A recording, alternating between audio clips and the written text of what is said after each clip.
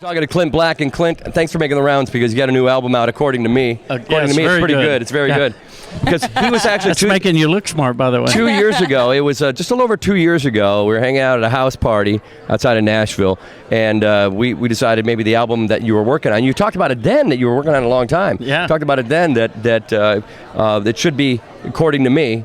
You know, I think it's good, according to me. So we thought maybe with that phrase or something, a variation of it, that's what it should be the title of.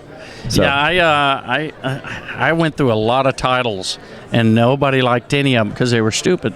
And not that one, but the ones I was coming up with. I wanted to come up with something completely unrelated, you know, just because none of the songs said, "Oh, this is your title." Yeah. Right. But didn't make it. Okay. On purpose. So you're naming it? On purpose. On purpose. There you go. On purpose. I named it that on purpose. On purpose, according to me. I like it. So this is really good. You're working on this. How long have you been working on this album? Well, I'd say not in this form. 10 years. Yeah. You know, I would start working on it. I would go through the courtship with the major label. That was spread out over years because of all the touring and doing movies and writing for television and that sort of thing. Ended up. Didn't want to do that label, didn't want to do the next one. What they were, you know, looking for with me was to get other people to write the songs and then get a producer and make it sound like something that they thought they could make a hit out of. Mm-hmm. And you know, ultimately I write my own songs, so I ended up walking away from that and said that's not me. So it took a long time just to get through that process with my manager. And ultimately said, let's find a great independent label. We found 30 Tigers. I got a deadline. And then once I got that deadline, it was probably 6 months to finish it. Wow. So when was the last album that came out with you? How many years? Drinking Songs and Other Logic 10 years ago. Okay. Wow, okay. yeah. That long. So, I mean, this is great. You're coming around again. And I remember from the last time I saw you at the house party, you're talking about how, because, you know, guys like us, we used to sell out concerts, 30,000 seat stadiums, and now it's like we're doing the casinos and smaller venues. Yeah, the casinos are great for us. You know, they have great rooms, great venue. If I could do it all year long, I would just play those showrooms because they're comfortable for everyone. They sound great on stage and in the audience. Yeah. And you know, they don't have to charge too much for the ticket price because they have all the other stuff they sell, food and the rooms, and of course they take your money at blackjack and all that. But you know, if you're going to go into theaters, normally, you know, I mean, you know, to make it work economically for the buses and all that, you know, you end up having embarrassing ticket prices. Yeah. Well, I gotta be honest with you because finally in that conversation here I am. Talking to so cute. Talking to Clint Black, you know, and so I thought to myself, oh, God, I don't want to, you know, insult him by saying, well, there's this new theater. Well, the theater's been around a long time, the Capitol Theater in Clearwater, which you played because it came to fruition after we talked about it. I said, would you be willing to play a theater that's only got 700 seats? And I'm thinking, oh, God, please, you know. And you're like, oh, I'd love to. Yeah. And I'm thinking, oh, really? And so that's when I made the contact with Ruth Eckerd Hall because they do all the booking. That's their venue.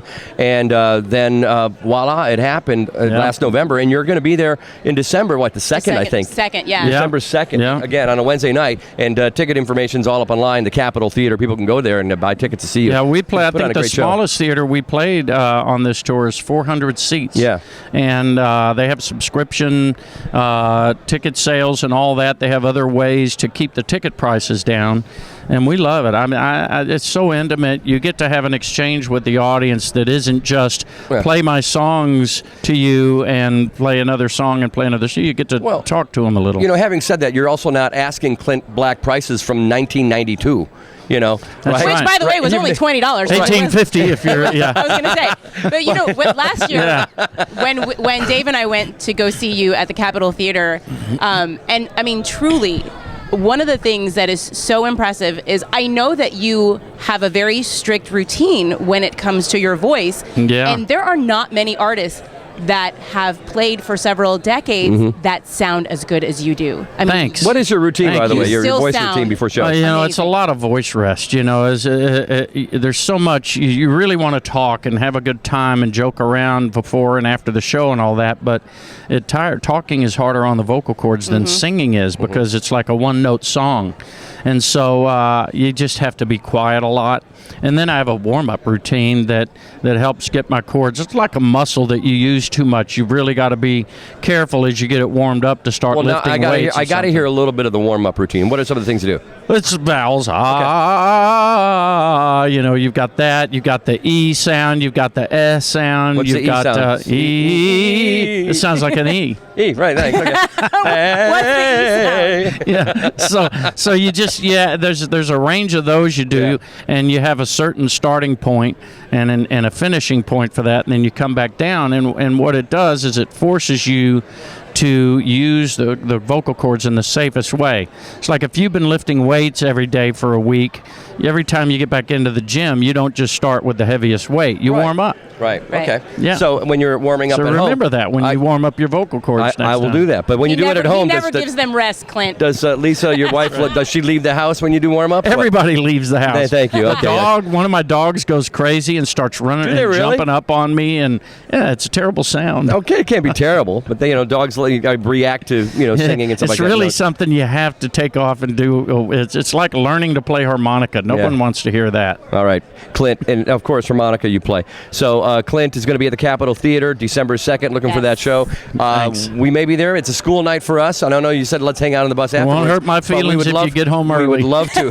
Oh, come on. We'd love to see. I'll let you know. Definitely, we're going to make that show. But I'm looking forward to it. And I'm glad you're back in Clearwater because I feel really excited that I kind of had a hand in that. I was like, God, you did. Clint's going to be in Tampa. That's great. You have a Clearwater. That's awesome. Powerful man. No, I'm not. No, I just made a phone call to a friend over at the That's what powerful men do. Okay, They get just out of make here. a phone call. Get out of here.